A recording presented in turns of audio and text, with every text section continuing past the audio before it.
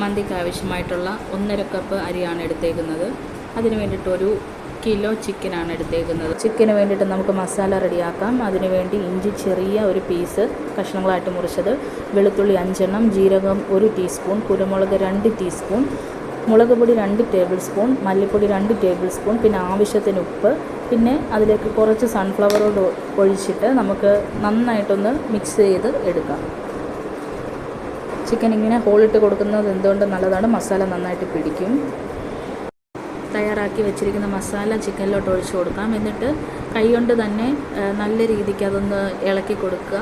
കാര്യം എല്ലാ ഭാഗത്തും, ചിക്കൻ്റെ എല്ലാ ഭാഗത്തും മസാല നല്ലോണം പിടിച്ചാൽ ഏറ്റവും നല്ലതായിരിക്കും. അതുപോലെ തന്നെ നല്ല ടേസ്റ്റും കിട്ടും. അതുകൊണ്ട് നന്നായിട്ട് ഇളക്കി കൊടുക്കുക. ശേഷം നമ്മളൊരു 3/4 മണിക്കൂർ റെസ്റ്റ് ചെയ്യാനെ കൊണ്ട് വെക്കാം. ഇനി ഒരു ക്യാപ്സിക്കം എടുത്ത് ചെറുതായിട്ട് ചെറിയ പീസുകളായിട്ട് നമുക്ക് തയ്യാറാക്കിയെടുക്കാം. ഒരു വലിയ സവാള എടുത്തിട്ട് ഇതേപോലെ തന്നെ ചെറിയ പീസുകളാക്കിയിട്ട് നമുക്ക് പതുക്കെ അരിഞ്ഞെടുക്കാം. ഇനി കുക്കറിലേക്ക് നമുക്ക് റെസ്റ്റ് ചെയ്യാൻ വെച്ചിരിക്കുന്ന മസാലയൊക്കെ പുരട്ടി നമ്മൾ മാറ്റി വെച്ചിരിക്കുന്ന ചിക്കൻ നമുക്കിതേപോലെ ഇട്ട് കൊടുക്കാം. നല്ല രീതിക്ക് മസാല ചിക്കനിൽ പിടിച്ചിട്ടുണ്ട്. ചിക്കനിലേക്ക് നമ്മൾ അരിഞ്ഞു വെച്ചിരിക്കുന്ന ക്യാപ്സിക്കം ചേർത്ത് കൊടുക്കാം. അതിൻ്റെ കൂടെ തന്നെ നമ്മൾ അരിഞ്ഞു വെച്ചിരിക്കുന്ന സവാളയും കൂടെ ചേർത്ത് കൊടുക്കാം. നമുക്കിനി ചിക്കൻ വെന്ത് കിട്ടുന്നിടം വരെ കാത്തിരിക്കാം. ഒരു 3-4 വിസിൽ വരെ പോകട്ടെ. ഇനി ചോറ് തയ്യാറാക്കാനെ കൊണ്ട് 4 ഗ്ലാസ് വെള്ളത്തിൽ കുറച്ച് ഉപ്പ് ചേർക്കുക. ഉപ്പ് മുൻപോട്ട് നിന്നാലും കുഴപ്പമില്ല.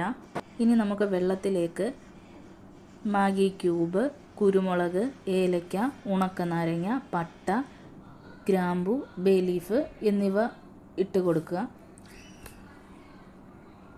നല്ലതായി വെള്ളം വെട്ടി തിളച്ചതിന് ശേഷം അതിലേക്ക് നമ്മൾ കുതിർത്ത് വെച്ചിരിക്കുന്ന അരി കുറച്ചായിട്ട് ചേർത്ത് കൊടുക്കാം. ഇനി നന്നായിട്ടൊന്ന് ഇളക്കി കൊടുക്കാം. ചിക്കൻ നല്ലവണ്ണം പാകമായി കഴിഞ്ഞു. നമ്മുടെ അരിയും വെന്ത് കിട്ടിയിട്ടുണ്ട്.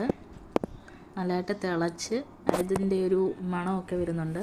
ഇനി നമുക്ക് ആ വെള്ളം ഒന്ന് അരിച്ച് മാറ്റി നമുക്കിതേപോലെ എടുക്കാം. ചിക്കനിലേക്ക് നമുക്ക് ചോറ് ചേർത്ത് കൊടുക്കാം. ചോറ് എപ്പോഴും 80% വേവിക്കാൻ മാത്രം നോക്കുക. ഇല്ലയെന്നുണ്ടെങ്കിൽ നമ്മൾ ദം ഇടുന്ന സമയത്ത് അത് കട്ടിയായിട്ട് പോകും.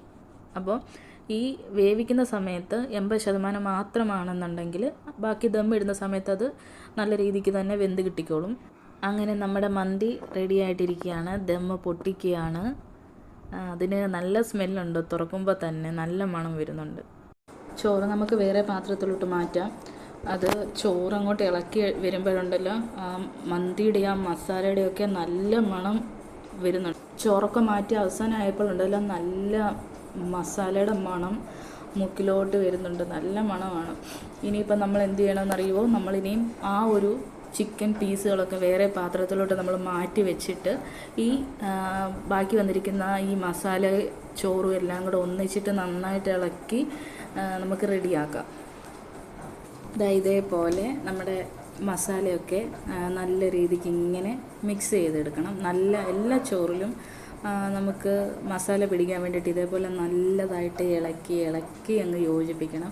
നല്ല മണം വരുന്നുണ്ട്. ഒരു രക്ഷയില്ല. എങ്ങനെയെങ്കിലും കഴിച്ചാൽ മതിയെന്നുള്ള ഒരു ഫീലാണ്. സത്യമായിട്ട് ഇത് ഞാനുണ്ടാക്കുന്നതല്ല കേട്ടോ. എൻ്റെ കെട്ടിയവൻ, എൻ്റെ ഹസ്ബൻഡ് എനിക്ക് ഉണ്ടാക്കി തരുന്നതാണ്. എൻ്റെ ഒരു ആഗ്രഹം പറഞ്ഞപ്പോൾ എനിക്ക് റെഡിയാക്കി തന്നതാണ്. നല്ല മണമുണ്ട്. നല്ല മണമെന്ന് വെച്ചാൽ അതുപോലെ നല്ല മണമാണ്. നന്നായിട്ട് ഫുഡ് വെക്കുന്ന ഒരു ആളാണ്. നന്നായിട്ട് മന്തിയും ബിരിയാണിയും ഒക്കെ നന്നായിട്ട് വെച്ച് തരും. കണ്ടില്ലേ, ഞങ്ങളുടെ മന്തി റെഡി ആയിട്ടിരിപ്പുണ്ട്. മുളകും ചിക്കനും ആ ലെഗ് പീസും ചോറും ഇതിൻ്റെ എല്ലാത്തിൻ്റെയും മണം ഒരുമാതിരി നമുക്ക് നല്ല രീതിക്ക് സ്മെല്ല് വരുന്നുണ്ട്. ഇനിയും നമ്മൾ കഴിക്കാൻ പോകും.